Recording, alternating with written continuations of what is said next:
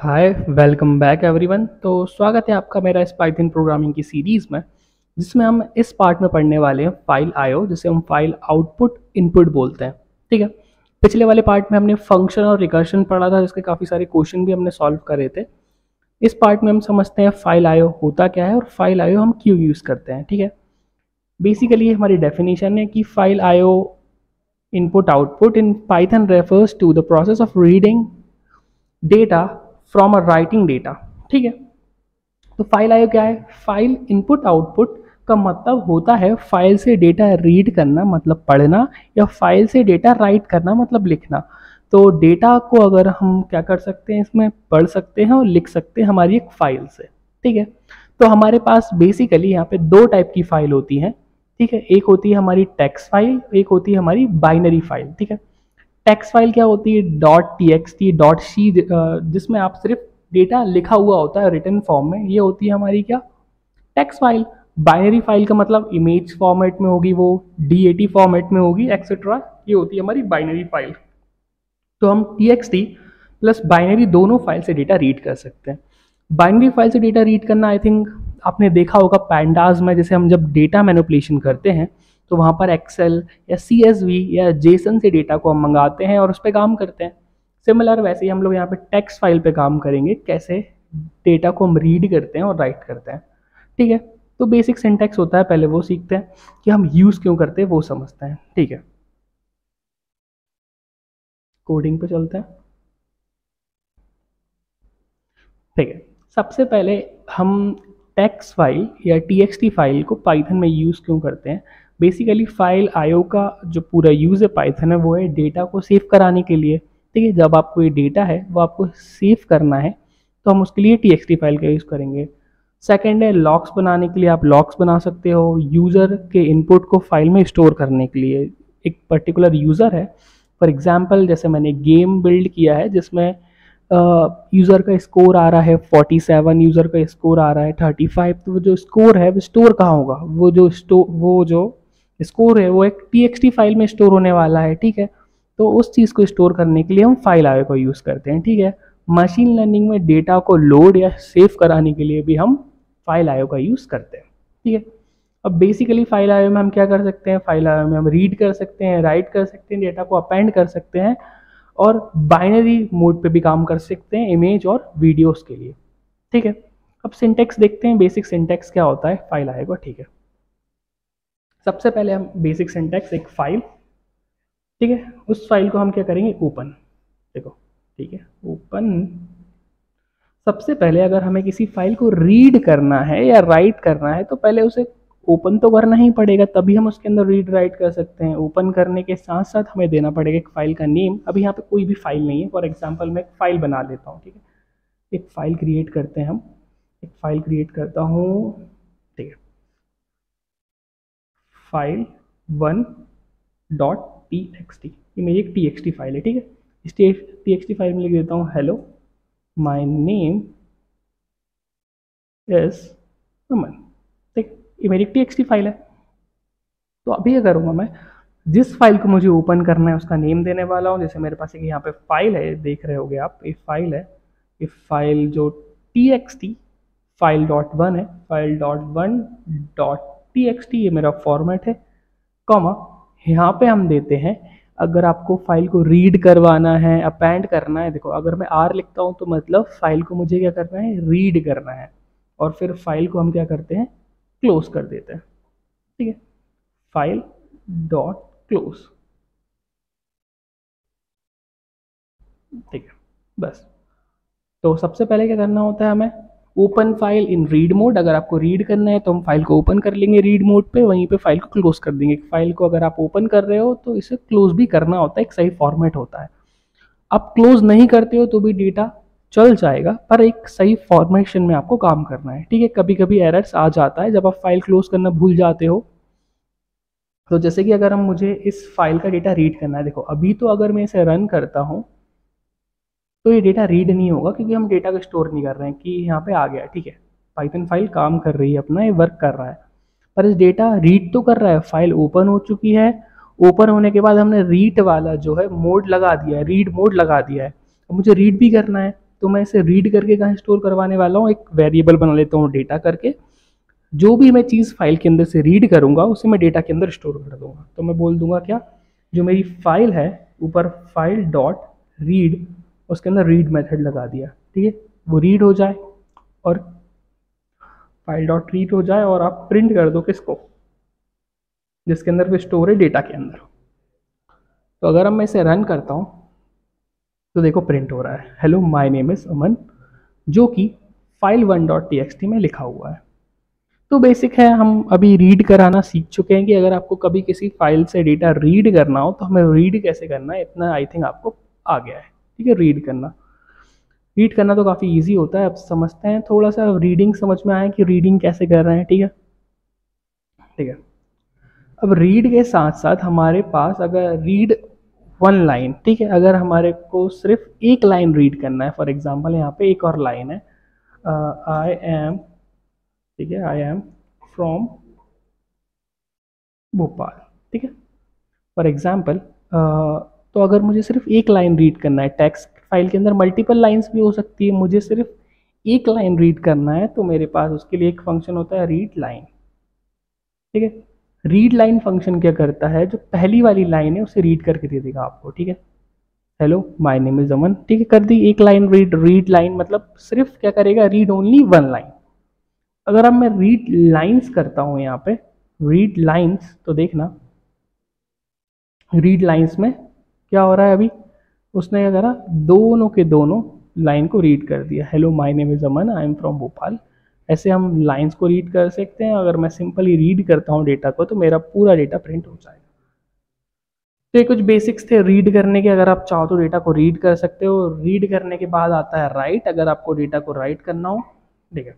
अगर कुछ लिखना हो, समझ लो ये फाइल है, इसके अंदर जो नेम है अमन और जो प्लेस है भोपाल वो गलत है, मुझे इसे राइट करना है डेटा को, तो मैं आर की जगह डब्ल्यू का यूज़ करूँगा, ठीक है, आर की जगह यूज़ करने वाला हूँ डब्ल्यू का। और यहाँ पे अब मुझे प्रिंट करवाना नहीं है डेटा, मुझे उसमें राइट करना है, तो मैं यहाँ पे फाइल डॉट बोल दूंगा राइट।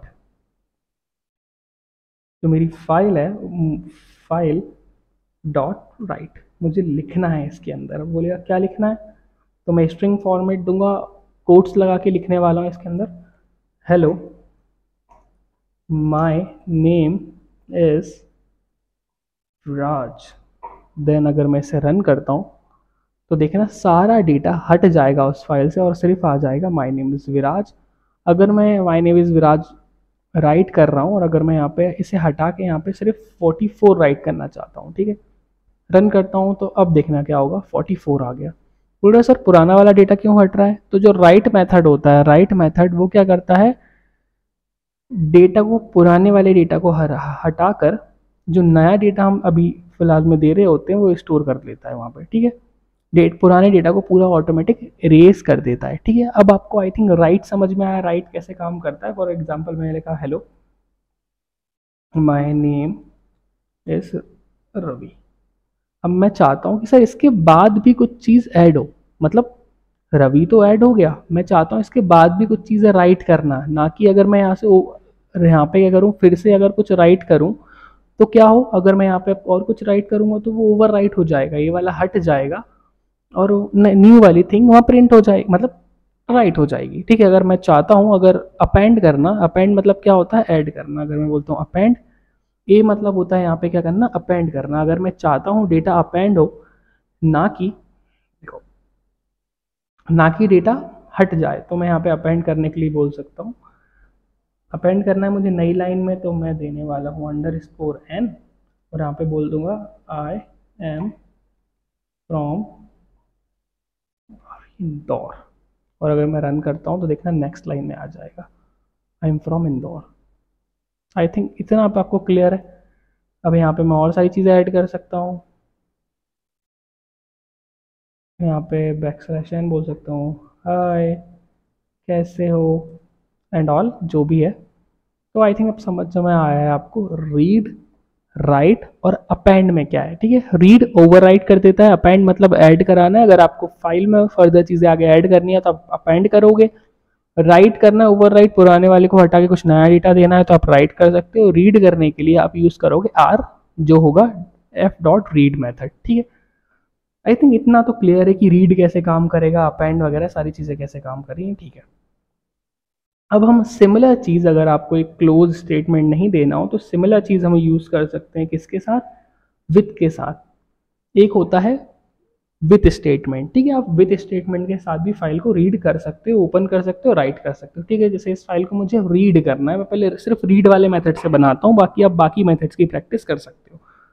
फॉर एग्जाम्पल मैं विथ के साथ ओपन करता हूँ, विथ ओपन, ओपन कर रहा हूँ उस फाइल को।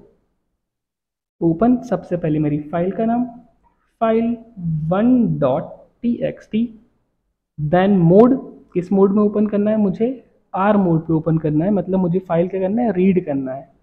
अब विथ एज फाइल, ठीक है, मुझे इसे रीड करना है एक फाइल के फॉर्म में, और मैं क्या करना चाहता हूँ, डेटा, जो मेरा डेटा है उसे प्रिंट कर दो file dot read, file dot read, मैं डेटा रीड करना चाहता हूँ। देन मैं नीचे प्रिंट कर दूंगा क्या, डेटा। तो ये था विथ स्टेटमेंट के साथ। डेवलपर मोस्टली जब आप कोड देखोगे तो मोस्टली 90% ऑफ डेवलपरों ने विथ का ही यूज़ किया होगा, फाइल को with open file dot T X T S file और डेटा फाइल रीड हो जाएगी। अब इसका फ़ायदा क्या है, इसमें आपको क्लोज नहीं देना पड़ता। देखो ये डेटा आ गया, इसमें आपको क्लोजिंग स्टेटमेंट लास्ट में पास नहीं करना होता कि आपको ओपन करके क्लोज करना है। तो ट्राई करो आप ज़्यादा से ज़्यादा विथ का यूज़ करो। ठीक है, तो आई थिंक आपको फाइल आयो क्लियर है। नेक्स्ट वाले पार्ट में हम मैप, रिड्यूस, लैम्डा और फिल्टर पढ़ेंगे। ठीक है, देन हम जाएंगे ऑब्जेक्ट ओरिएंटेड प्रोग्रामिंग पे। ऑब्जेक्ट ओरिएंटेड प्रोग्रामिंग थोड़ा काफ़ी बड़ा पार्ट होगा, तो उसे हमें अच्छे से कवर करना है, पर नेक्स्ट में हम पढ़ेंगे लैम्डा फंक्शन। सो हाय एवरीवन, आज हम बात करने वाले हैं लैम्डा, मैप और फिल्टर की। यार ये तीनों छोटी चीज़ें हैं लेकिन काम बहुत बड़ा करती हैं। लैम्डा, मैप और रिड्यूस। तो पहले हम समझते हैं कि ये लैम्डा क्या होता है, मैप, रिड्यूस, ये काम कैसे करते हैं पाइथन के अंदर। ठीक है, तो लैम्डा क्या होता है, देखो लैम्डा एक ऐसा फंक्शन होता है जिसका नाम नहीं होता, इसलिए हम इसे एनोनिमस फंक्शन बोलते हैं। अब सर ये क्या बोल दिया आपने, नाम नहीं होता, इट मीन्स हम बिल्ड करते हैं कि लैम्डा फंक्शन कैसे क्रिएट करते हैं वो देखते हैं। ठीक है, जैसे अभी मैं एक अपनी फाइल ले लेता हूँ। ठीक है, फर्स्ट डॉट पी वाई, हम इसमें ही बनाते हैं अभी हमारी लैम्डा फंक्शन से कोड। तो लैम्डा फंक्शन काम कैसे करता है वो देखते हैं। मैंने अभी क्या बताया, लैम्डा फंक्शन का कोई नाम नहीं होता, एक अनोनिमस फंक्शन होता है। ठीक है, तो लैम्डा फंक्शन बिल्ड कैसे होता है, सबसे पहले हम एक कीवर्ड का यूज़ करेंगे, जैसे कि जो है लैम्डा। ये लैम्डा फंक्शन का, लैम्डा लैम्डा फंक्शन पहले क्या मांगता है आपसे, आर्ग्यूमेंट मांगता है एक, फिर हम उसे देते हैं एक एक्सप्रेशन। ठीक है, ऐसे काम करता है क्या लैम्डा फंक्शन। ठीक है, एक लैम्डा फंक्शन ऐसे काम करता है। सर इसमें हम कैसे कोड करें, तो मैं बता रहा हूँ इसमें कैसे कोड होगा, काम कैसे होता है।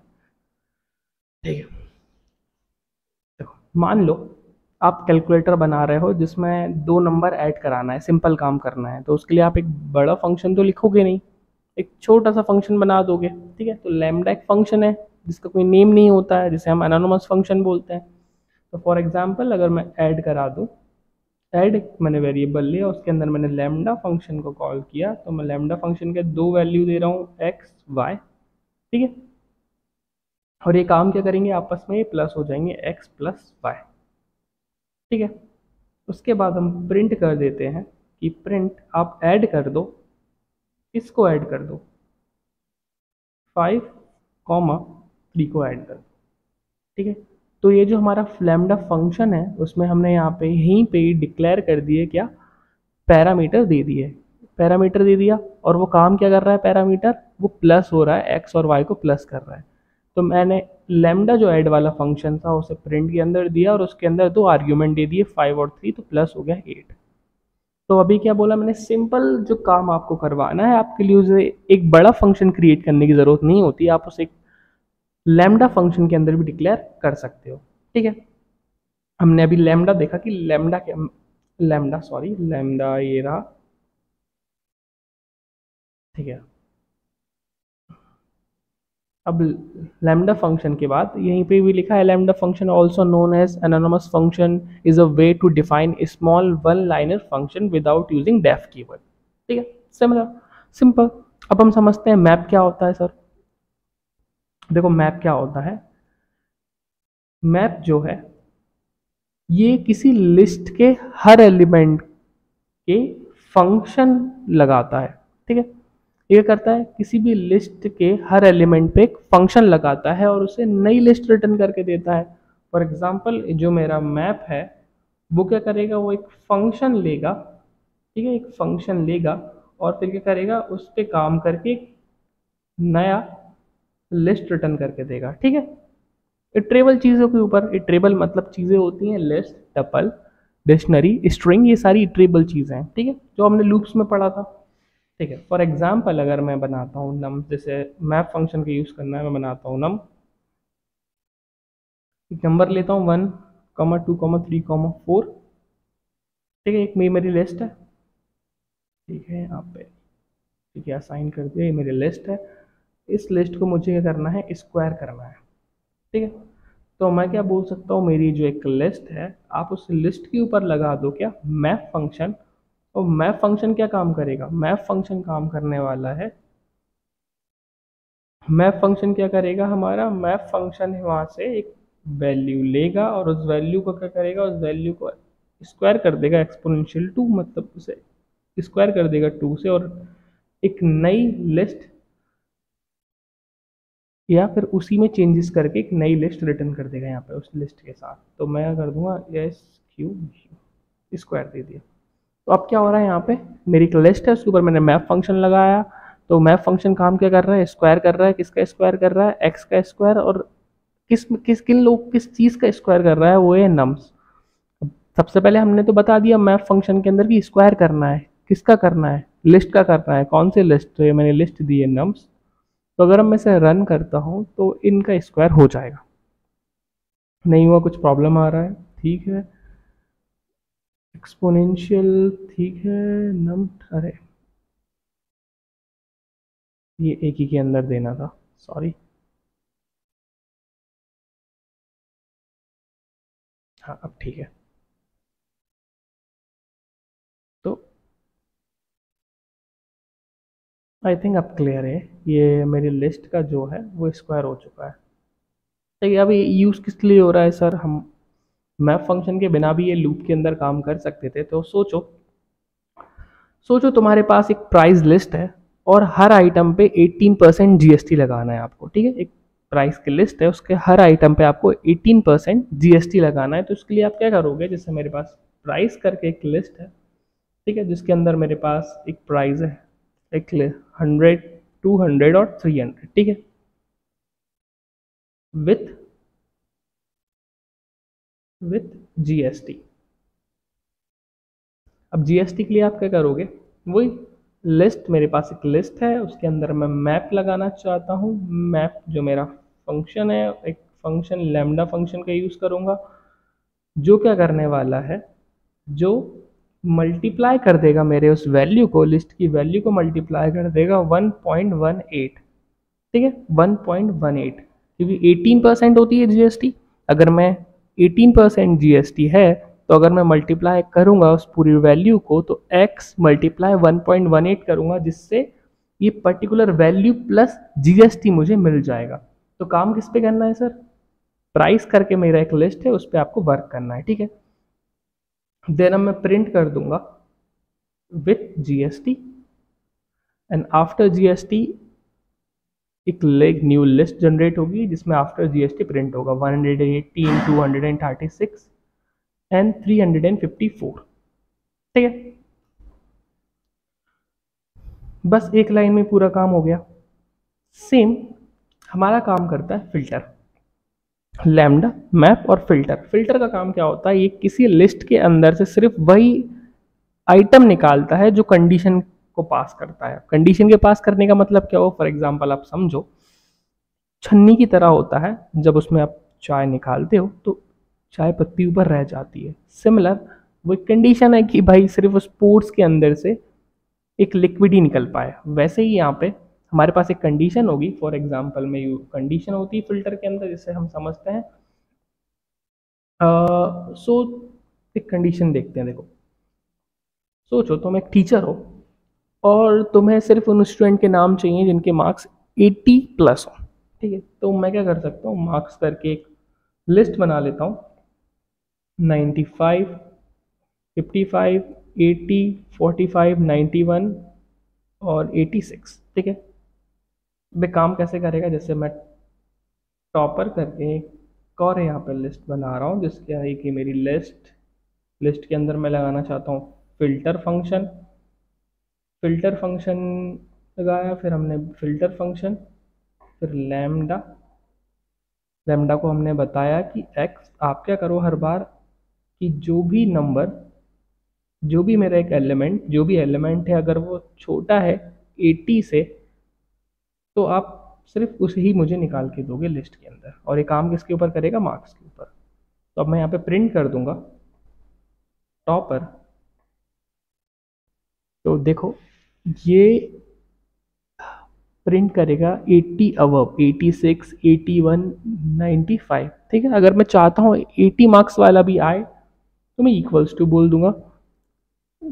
ठीक है, तो अब आ चुका है 95, 80, 81, 86। तो आई थिंक अब आपको क्लियर होगा फिल्टर विल्टर ये सारी चीज़ें, मैप फिल्टर लैम्डा कैसे काम कर रहा है। तो देखो, अगर आपको ये और सारी चीज़ें हम सिखा रहे हैं आगे वाले, पिछले वाले पार्ट में हमने फाइल आईओ पढ़ा था कि फाइल आईओ क्या होता है। यहाँ पे हमने मैप फिल्टर या लैम्डा फंक्शन पढ़ा। अब हम आगे जाके पढ़ेंगे ऊप्स ऑब्जेक्ट ओरिएंटेड प्रोग्रामिंग, जो कि काफ़ी लंबा टॉपिक होने वाला है। ठीक है, तो मिलते हैं नेक्स्ट वीडियो में। Thank you so much.